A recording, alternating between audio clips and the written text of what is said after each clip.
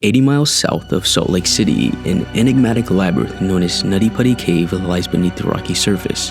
With its silly putty-like walls and challenging passageways such as the birth canal and aorta crawl, the cave's popularity quickly grew international, attracting thousands of spelunkers annually.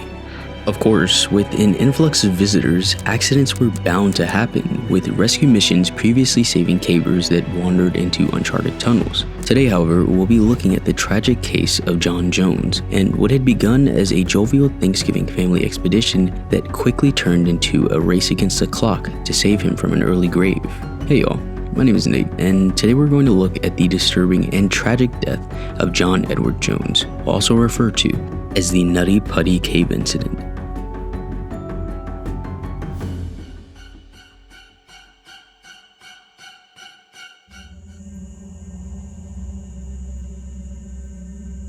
On the night of November 24th, 2009, 26-year-old medical student John Jones stood in front of the gaping maw that led into Nutty Putty Cave. The air buzzed as his brother and surrounding friends anticipated the challenging adventure. It had been quite a few years since the group, specifically John, had been caving, so they had picked Nutty Putty Cave to explore as it had been considered nearly impossible to get lost or stuck in.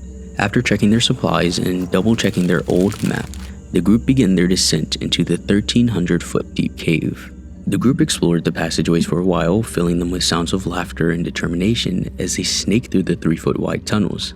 John's muscle memory had quickly kicked in, making the first hour of spelunking a breeze, with him and his friends quickly getting through the largest part of the cave known as the Big Slide. Now, many others would have patted themselves on the back and turned around, but John was here for a challenge, and a challenge he would get. Looking at their map again, John, his brother Josh, and 2 other friends decided that they wanted to go deeper to conquer one of the cave's hardest challenges, the birth canal.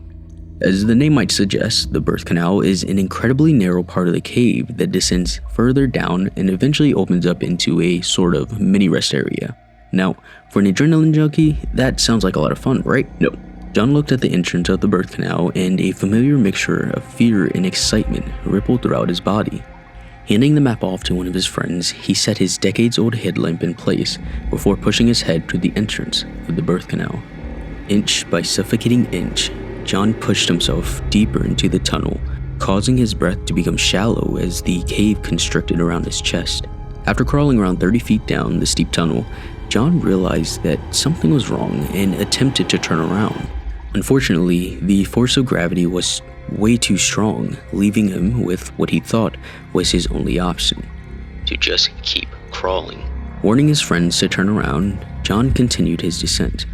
After what must have felt like hours, John eventually found what he thought was the exit. He took a deep breath and sucked in his chest as he forced his body over the sharp edge and into a hole that was less than 10 inches wide. It was at this point that he's like, I might have fucked up here. You see, rather than entering the birth canal, John had entered a tunnel known as Bob's Push. Now, the tunnels in Bob's Push have been described as belly crawl size.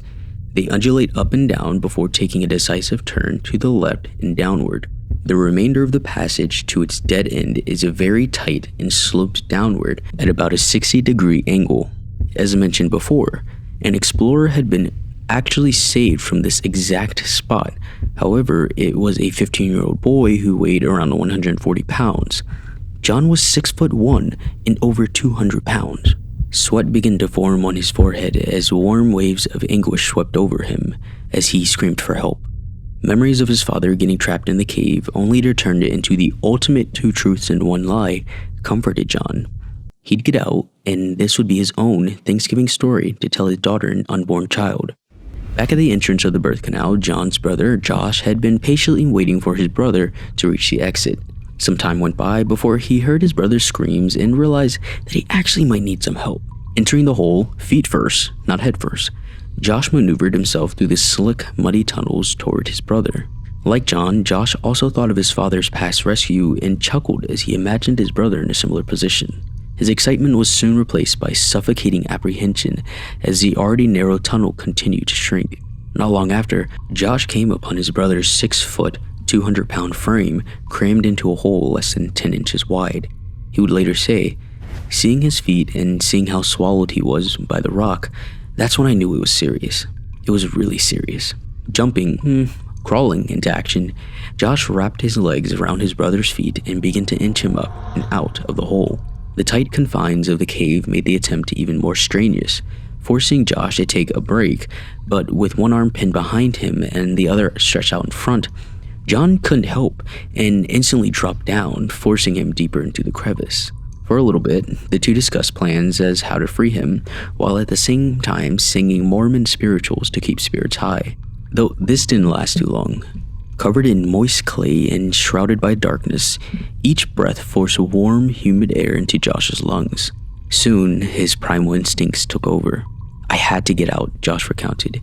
I didn't want to leave him. His life was in that cave, in that little crack.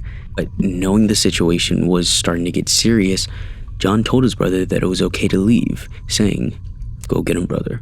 With his brother's encouragement, Josh left the cave and called for help. For now, it was simply a waiting game.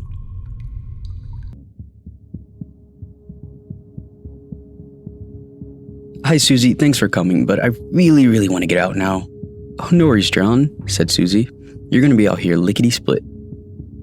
At approximately 12:30 a.m. on November 25th, Susie Matola, the first rescuer to reach John, introduced herself as she struggled to push through the tunnel. With only a view of his running shoes, she quickly set up a rope between John and the rescue team above. Unfortunately, his body had completely filled the crevice, preventing any attempt at roping up his upper body. So they pulled and pulled, but despite all their efforts, the friction between the cave wall and rope proved way too strong, forcing them to stop.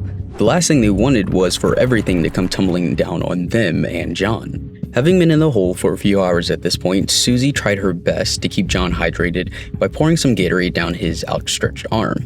Even in this insane position, John and Susie were able to maintain conversation, joking about how they'd have a pancake breakfast once he got out. But something was wrong. As John joyfully spoke about his religion, wife, and kids, Susie noticed that he was growing congested and struggled to catch his breath. She knew that this could only mean that liquid had now started filling his lungs.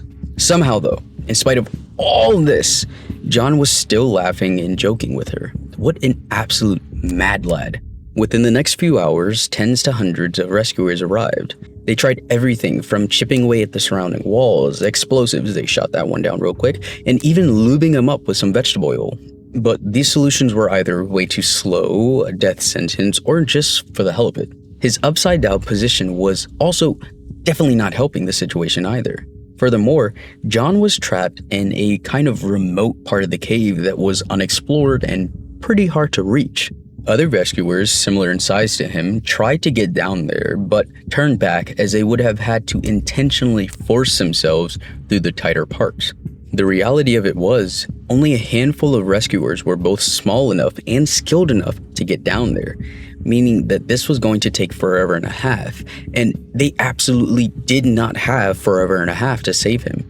As rescuers came and went, Susie stayed by John's side, keeping him company, but the cave's environment was slowly taking a toll on her.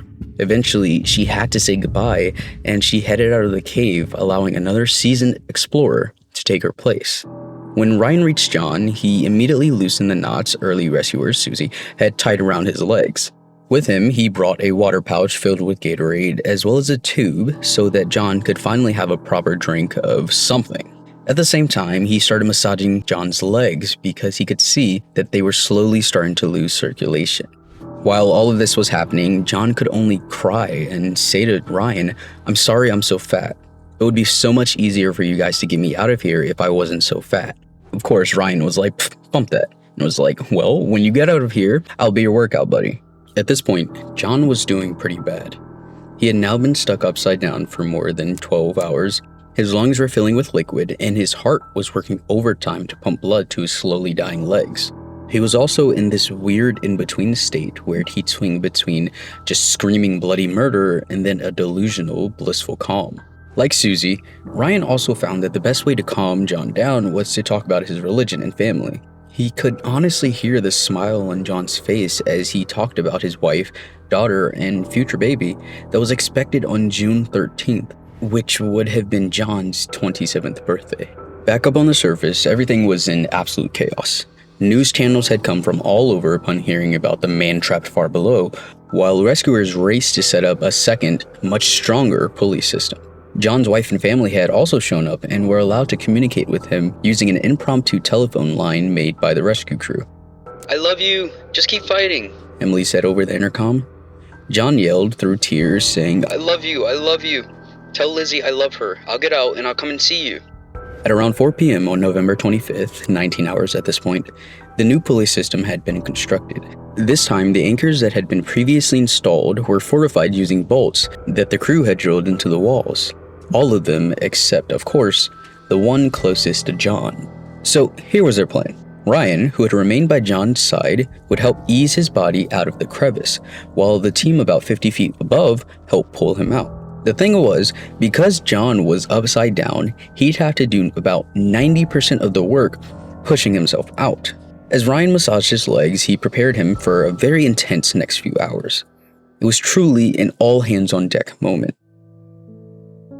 A haunting symphony of determination and despair reverberated throughout the cave as the rescuers above and below worked in perfect harmony. With each push and pull, John's body slowly began to rise out of the crevice. "Okay, John, I need your help. I need you to make sure you are pushing with your hands. I'm going to push you this way." John, who now finally had leverage to help, felt his body slowly rise as each pull brought him further and further out of the crevice. But as John's feet hit the shallow cave ceiling, he just started screaming and screaming. You see, having been trapped for around 19 hours at this point, his legs had pretty much started to die. You know that pins and needle feeling you get after sleeping on your hand for a little too long? Now, imagine smashing that hand in a car door just, a few hundred times. No bueno. After giving John some time to gather himself, the team of volunteers began their third rescue attempt. As John was lifted up, Ryan stuck his head into the hole and flashed a hopeful smile at John. Covered in thick muddy clay with, quote, vibrant brown eyes, John was in surprisingly good condition. He wasn't bleeding and he showed no visible physical injuries. Now, I'm gonna say this again. This man had been trapped down here for more than 19 hours at this point, but in spite of all of this, he still managed to keep a smile on his face and even crack a few jokes, saying, "It sucks I'm upside down. I can't believe I'm upside down. My legs are just killing me." With his rescue in sight, the group took a brief break before attempting their final haul. During this break, one very overzealous rescuer left the cave and told the news that John was nearly free and the team would have him out in a few hours. This, of course, was immediately broadcasted to everyone, giving his family and many others hope for John. Back in the cave, Ryan prepared John for another painful attempt. 1, 2, 3, pull! John's body finally began to rise out of the crevice, causing Ryan to smile and prepare for his and John's future workout sessions. Then, he blacked out. As Ryan came to, an intense throbbing pain radiated throughout his head as he tried to take in his surroundings. Barely able to see through his now swelling eyes, he called out to John, but only a thick gurgle left his lips as his jaw lay slack. Unable to withstand both John's body and the rescuers pulling above, a stone arc securing the rope had broke, shooting a whole metal thingamajig straight at Ryan's face, slicing his tongue clean in half and absolutely obliterating his jaw. But pushing through the pain, Ryan tried his best to comfort the now screaming and concerned John. "John, I'm bleeding. I've got to get out, but it's okay. Everything's okay. Someone else will come in with you." The failed attempt left the rescue team in disarray, crashing to the ground with the slack rope. Ryan had been injured and John had been plunged around a foot deeper into the crevice than where they had originally started. "It felt like a slap in the face," said Susie as she recounted the moment the rope broke. Ryan's father, Dave Schertz, replaced his son in the cave, making his way down to John's position.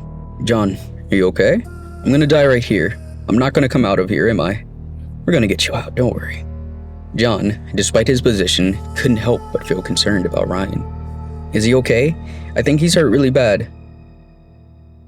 And then silence. "John?" Dave bent down and looked for any sign that John was still alive. He still had a heartbeat, but it was faint. Dave and the rescuers above continued on, quickly drilling in new holes as they prepared another pulley system. Brandon Koalis, another experienced rescuer, had just arrived at the cave when he was asked to replace Dave in the tunnel below.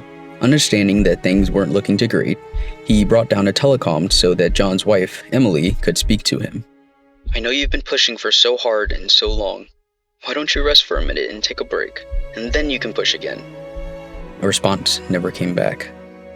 At 11:56 on November 25th, John Edward Jones was declared dead due to a heart attack. He had spent over 24 hours trapped inside of a crevice less than 10 inches wide, and John's heart simply could not take it anymore. And in those final moments, it was almost as if John's wife Emily kind of, gave him permission to move on. With that, rescuers left the cave and reported on the death of John Jones.